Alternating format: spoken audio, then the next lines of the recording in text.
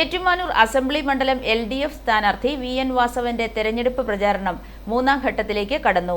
ഏറ്റുമാനൂർ നഗരസഭാ പരിധിയിൽ പര്യടനം നടന്നു.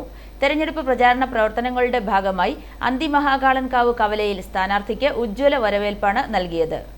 ഇരുചക്ര വാഹനങ്ങളുടെയും വാദ്യമേളങ്ങളുടെയും അകമ്പടിയോടെയാണ് അന്തിമഹാകാളൻകാവ് കവലയിൽ നിന്നും പര്യടനം ആരംഭിച്ചത്. തവളക്കുഴി, മംഗലത്തുപടി, പ്രൈവറ്റ് ബസ് സ്റ്റാൻഡ്, നൂറ്റൊന്ന് കവല, MHC എന്നിവിടങ്ങളിൽ സ്ഥാനാർത്ഥിയെ കാണാൻ നിരവധി ആളുകൾ ഒത്തുകൂടിയിരുന്നു.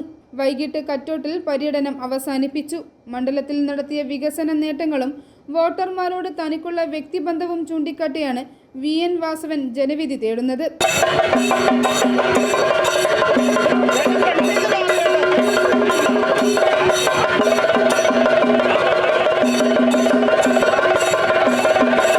സ്വീകരിക്കാനുള്ള ആളുകൾ എല്ലാവരും മാറിയിട്ട്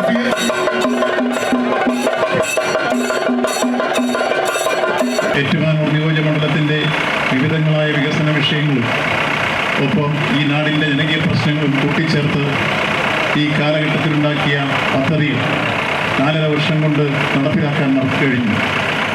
നടപ്പിലാക്കാൻ കഴിഞ്ഞുവെന്ന് മാത്രമല്ല 2 ഘട്ടങ്ങളിൽ അവലോകനവും പിന്നീട് നമ്മൾ പ്രോഗ്രസ് റിപ്പോർട്ടും അവതരിപ്പിച്ച് ജനങ്ങളുടെ അംഗീകാരം വാങ്ങി.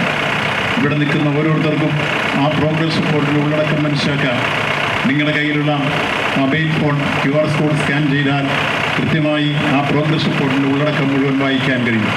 ഇങ്ങനെ കേരളത്തിൽ ഒരു നിയോജകമണ്ഡലത്തിൽ മാത്രമാണ് കൃത്യമായി പ്രോഗ്രസ് റിപ്പോർട്ട് അവതരിപ്പിച്ചുകൊണ്ട് ജനങ്ങളുടെ സഹകരണത്തോടെ വികസന പ്രവർത്തനങ്ങൾ സാധ്യമാക്കിയിട്ടുണ്ട്. LDF നേതാക്കളായ ES Biju, TV Bijoy, advocate V Jayaprakash, James Pulikkan, George Pulladan എന്നിവർ വിവിധ കേന്ദ്രങ്ങളിൽ സ്വീകരണത്തിന് നേതൃത്വം നൽകി. i4E news, Ettumanoor.